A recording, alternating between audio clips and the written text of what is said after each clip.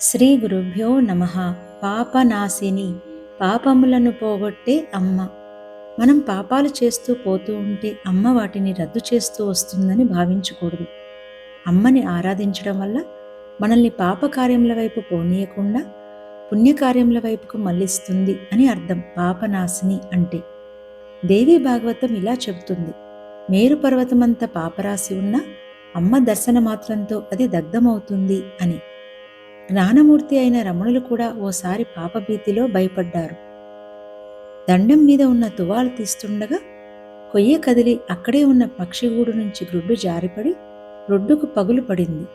రమణులు ఎంతో ఆందోళన పడుతూ ఆ గుడ్డును ఓ గుడ్డలో పదిలపరిచి అది పిగిలి అందులో నుంచి పిల్ల బయటకు వచ్చే వరకు కాపాడారు. అమ్మయ్య, అరుణాచలేశ్వరుడు నన్ను ఈ పాపా నుండి రక్షించాడు అంటూ ఊపిరి పీల్చుకున్నారు.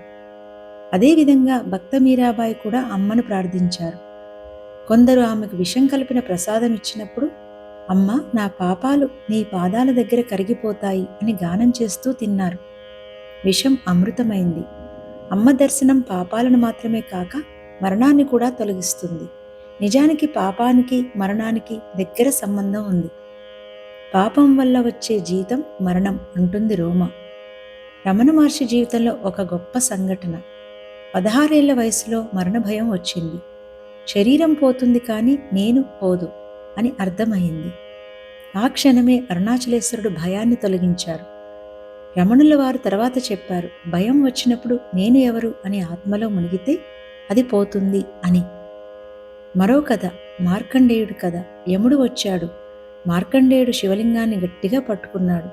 అప్పుడు శివుడు యముణ్ణి తిప్పికొట్టి, ఈ భక్తునికి మరణం లేదు అన్నారు. ఇక్కడ భయనాశిని ఎవరు? మార్కండేయుని భక్తిభావమే భయనాశిని. ఆ భక్తే అమ్మ శక్తి.